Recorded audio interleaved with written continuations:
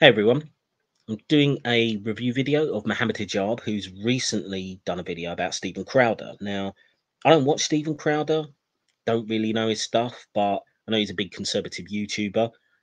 He's recently said some stuff about Islam, which I think is pretty accurate, and it touches on a conversation that I've had for years with different Muslims, and I've never had a good response. And it's in relation to um, causing offence around religion. Now, Mohammed Hijab doesn't actually answer these points either, and just uses the opportunity to rage beg for a debate from Stephen Crowder, which he always does. He's done it with Jordan Peterson, he's done it with Douglas Murray, I think he's done it with the likes of Richard Dawkins. Basically, anyone who's got a larger platform than him, he'll use as an opportunity anytime they say something he doesn't like to try and rage beg for a debate and attention seeking. But I think there's some interesting stuff here, so let's get straight into it. Are you guys doing? Stephen Crowder is a political commentator. From what I understand, he's a high school dropout or a college dropout or something like that. Well, what's that got to do with anything? But I mean, obviously, everyone can't have such an illustrious education as you when you print out a degree for yourself every, I don't know, 18 months. But what's that got to do with the topic? He hasn't completed his education. And from time to time, he speaks about Islam. I don't know why. I don't know what he thinks he's doing. I don't think... Well, maybe he's critiquing the ideology. It is allowed. He's qualified or trained to speak about these topics. Yet neither are you. I mean, most of your content now is barely on Islam. All you do is you you basically just pick fights with people, you e-beg, you rage beg as you do in this video, and you try to insert yourself into various culture wars that are going on YouTube. I mean, your content actually on the doctrine of Islam is fairly limited. And when you do talk about it, you mostly lie. So I think Stephen Crowder's got as much qualification to talk about Islam as you have.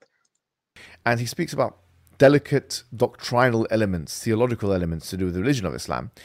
Well, I don't actually think he does, as we're going to get into it in a second.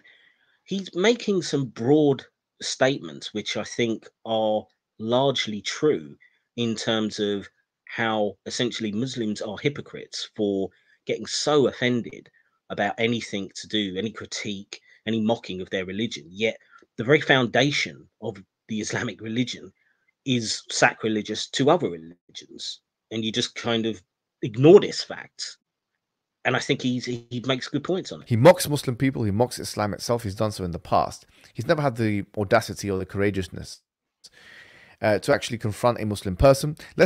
Well, how do you know that? He may have talked to Muslims, but as I've seen so many times in this is just your beginning to build up for your rage begging because you want to get some attention by shouting out like, "Oh, let's have a debate." So yeah, this is just prep work from Hijab. Take a look at what he said in his most recent video and come back and respond in kind. Islam is based on the idea that the blessing of Abraham going down to his, oldest son, we're talking about Isaac Ishmael, was a lie.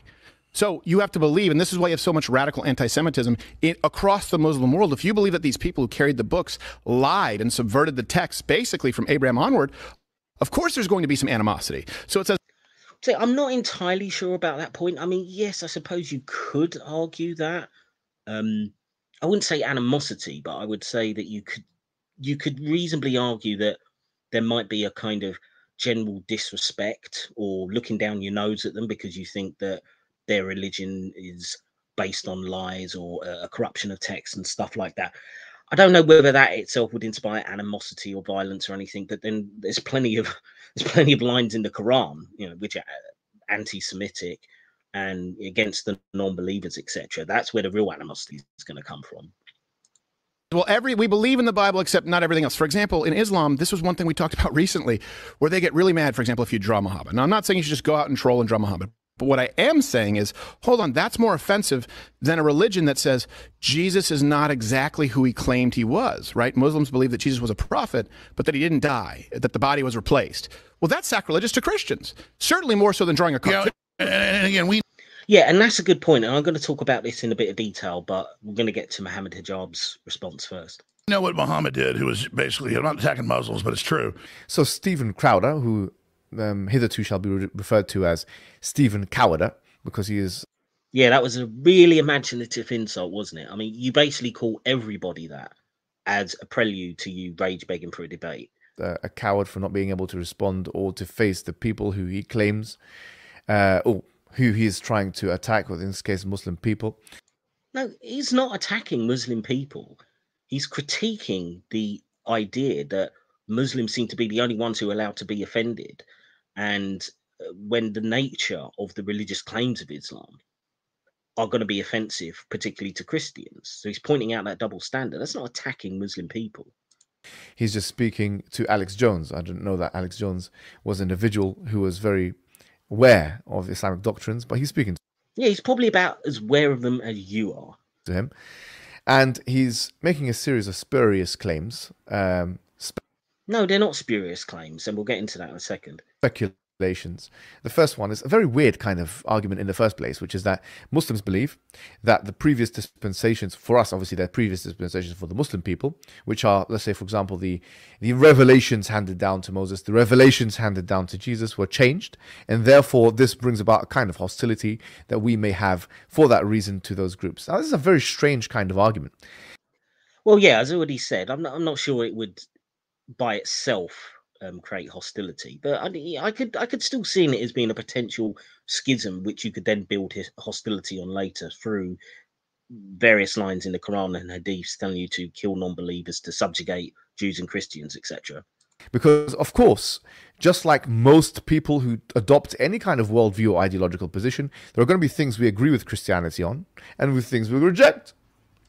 Well, I mean, it's not. I mean, you're basically rejecting virtually everything. Let's be honest. I mean, other than the idea that you worship a god, I mean, you reject so much. I mean, so many of the biblical stories have weird Islamic twists. It's not just Jesus. There's plenty of other bits and pieces in the Islamic doctrine where you kind of start with the Christian story and then it just gets twisted about. But anyways. I mean, just like you as a Christian, there's going to be some things you agree with Judaism on and some things which you reject. There's going to be some things which you agree with Islam on, some things which you reject. I mean, the fact is, you believe that the Prophet Muhammad, sallallahu alaihi wasallam, peace and blessings be upon him, is fundamentally disingenuous. Well, not necessarily disingenuous. There's a lot of ways you can look at the Muhammad. You could say that he was deluded. You could say that he had mental health issues. You could say he was an epileptic. You might even say he just didn't exist and is a composite of several prophet-like characters around at the time. So there's different ways you can interpret it. But yes, okay, disingenuous is one of them. I mean, so that's something you reject. And you could say, you could make the argument that therefore you become hostile because of it. And of course, your tone is hostile. Well, no, they're not going to become hostile. They're going to reject your claims. That's when Salafis like you become hostile. Hostile anyway. Oh, sorry, he accuses Crowder of having a hostile tone. Anybody watching that little clip of Crowder, did he seem hostile? No, he was completely calm when he was talking about it. He wasn't saying anything in an aggressive nature. So I don't really see where this is going. Of course, we believe that the Bible has been corrupted, and of course, there is evidence for that. Yeah, but this is kind of the point, though, isn't it? Your religion is based on shitting on Judaism and Christianity. I mean, it's one of the most repeated principles by you Dawa clowns that says that their text is corrupt. I mean, just do a thought experiment for a second. If somebody came up with a fresh religion, let's call it Drasticanity, okay? I'm going to start my own religion, and I'm going to say, right, well, yeah, I sort of believe in God, but these stories in Islam, they've all been corrupted, and all this stuff they said about Muhammad isn't true, and blah, blah, blah. And yeah, this is kind of going to be a core principle of my religion. You don't think you'd be pissed off by that? You don't think that would seem like a bit of an attack on your own religious beliefs? Metzger wrote a fantastic masterpiece on this point, the corruption of the Bible. Even Christian scholarship has moved almost completely in that direction. Yeah, I'm just going to skip ahead a bit because he just goes on about some, nonsense about whether the Bible is real or not. I don't really care about comparing scriptures in that sense. Within the house of Christianity, there are people who are going to have the same kind of proclivity or inclination. So that's the first thing. This idea that believing that the books are corrupt somehow is a dangerous belief, producing kind of hostilities for the Muslim people. The second thing is, you mentioned about, well, drawing Muhammad, you kind of glossed over that. So No, he didn't gloss over it. He immediately compared it to the offense that would be caused to Christianity by Islam taking away the central doctrine of their religion, which is the divinity of Jesus. I mean, for like 99.9% of Christians are probably Trinitarians. So it's the core belief of Christianity, aside from actually believing in a God, is that Jesus is also supposed to be the Son of God. So if you attack that, you can. That's the point he's making. He's saying, well, you're getting offended by drawing Muhammad or somebody else, you know, a non-Muslim drawing Muhammad. You're getting pissed off by that, and yet the one of the core, you know, the founding principle essentially of Christianity, you're attacking and you're saying it's a lie. So yeah, he's saying that really Christians, if we're going to play this offense game, have far more right to be offended than Muslims do, and yet there's just no recognition of that. you didn't make an argument there. I kind of wanted to just mention it for some reason. And No, that was his argument. And you're too fucking stupid to even realize it because again, you're not really paying attention to the video. and then mention, well, we believe as the Muslim people that Jesus Christ is not, as you say, who he says he was. Who he says he was according to you. Of course, we have different sources. We don't believe that the sources that you have are fully reliable. And we don't say that he says that he was God.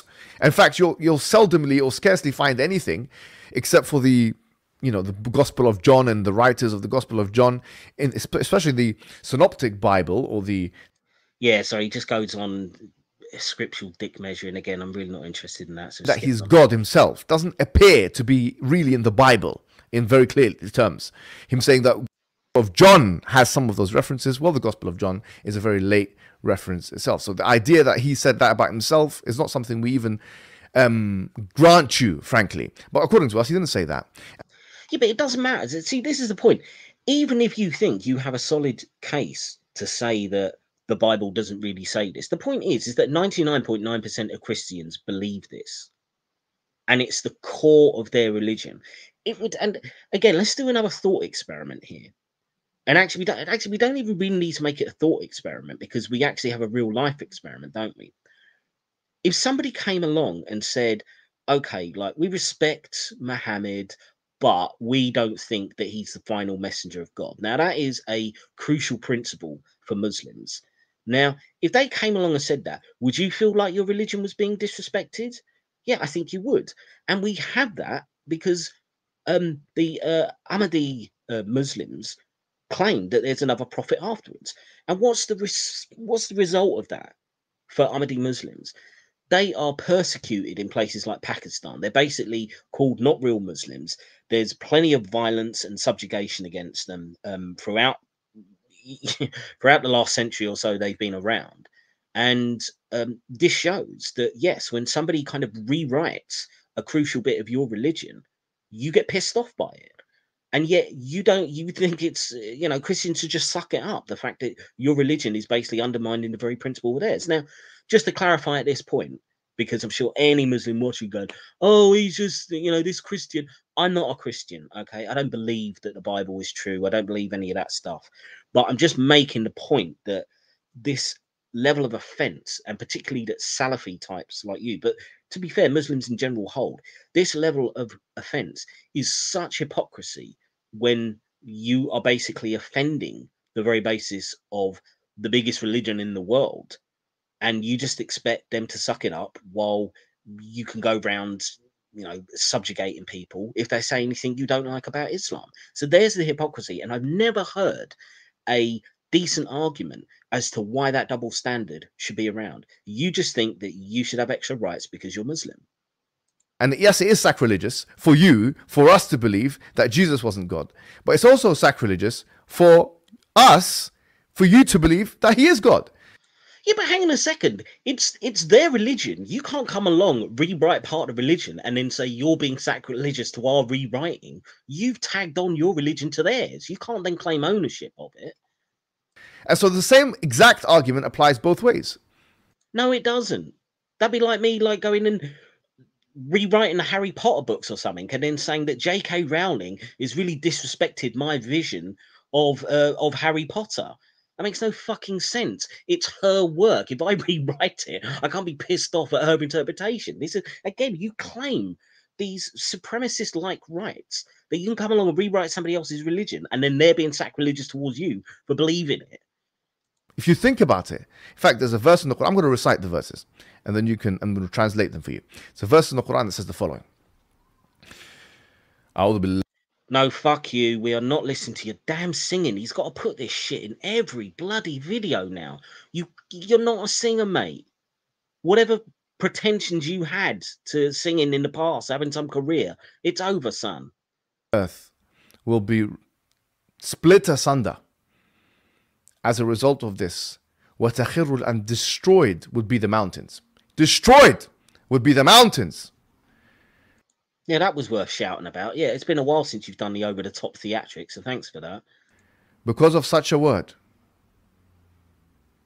And دَعَوْا لِلرَّحْمَنِ وَلَدًا, that they ascribe to Ar-Rahman, the most merciful, a son. That everything in the heavens and the earth comes to Allah as a slave. This is in the Quran. Yeah, so again, so you're talking about the bits in the Quran which are basically telling the Christians off for how they have their religion.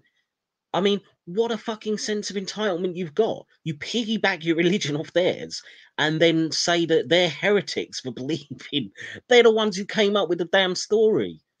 So it's the ultimate sacrilegious, or the ultimate sacrilege, to say that Jesus is God or the Son of God for the Muslim people. But of course, despite that, or notwithstanding that fact, Muslim people are tolerant of Christians. We don't force. Yeah, you're tolerant of Christians, even though you basically said that the core of the belief of 99% of Christians is a lie, and that it's religiously insulting to you. What fucking cheek! That upon them, Islam upon them, as in the Quran it says, "La ikraha fi din," there is no compulsion in religion. Chapter. Oh God, no compulsion in religion. You know what? I've addressed this so many times, I can't even be bothered. But yeah, there is compulsion in religion. There is dimitude. There is subjugation. There is killing of apostates and murdering of atheists and everybody else. I mean, we've just literally just seen a story today in Iran. Two atheists have been executed in Iran. So don't tell me there's no compulsion in religion. Fucking liar. 2 verse 256. The point is, your arguments really don't hold any weight. No, they hold great weight. And as I say, this is an argument that I've been making for years, and I've had no reasonable response from Muslims. Basically, the response is you've got the right to have the double standard, that only you can get offended. And even though you are rewriting other people's religions, they have no right to get offended. And you've got one step further in this video by saying you've got the right to be offended that they do believe that Jesus is the Son of God. I mean, you talk about being humble. I can't think of anything more fucking arrogant than this. I hereby challenge you to a debate and or a discussion, or a. Yeah, of course you do. Of course you challenge it, because this is the real point of this video. Like you always do, as I say, like you've done to loads of people before. You call him a coward. You say, oh, you haven't got the guts to talk to Muslims, and then you're going to sweep in and do this begging for a debate kind of thing. It's pathetic. Frankly, you're disrespectful, but you're not. He's disrespectful for making a good point about the hypocrisy of Muslims when it comes to offence in religion. That's now disrespect. No, it's just reality. Not worthy of a debate. But if you want to, yeah, not worthy of debate, that you'll carry on begging for it. To be educated on the topic of Islam, which you've been speaking on for. If he wants to be educated, the last person he wants to talk to is a clown like you. Many years, I can teach you the basics. You couldn't teach shit, mate. I will do this as a community service. No, you're doing it as a way to seek attention, to try and go clout chasing as you do with everything else, and try and get more people to subscribe to your channel. That's it. For your community and mine, if you're gallant enough and brave enough, accept the challenge. Wassalamu alaikum wa rahmatullahi wa barakatuh. Yeah, so the usual bullshit here, but just to wrap up on that, because I think it is a good point. Yeah, Crowder is correct on this. Muslims expect double standards when it comes to offence in religion. And it's so hypocritical And I will, if any Muslim watching this can come up with a real justification for this double standard that isn't just Islam's true, so you have to suck it up, then please tell me in the comments, because hijab has failed as he fails at everything. But I really would like to know if there's an actual reason, the actual way that Muslims can justify this bullshit double standard. Anyways, I hope you enjoyed. Hope everyone's had a nice bank holiday in the UK, and I will see you all in the next one.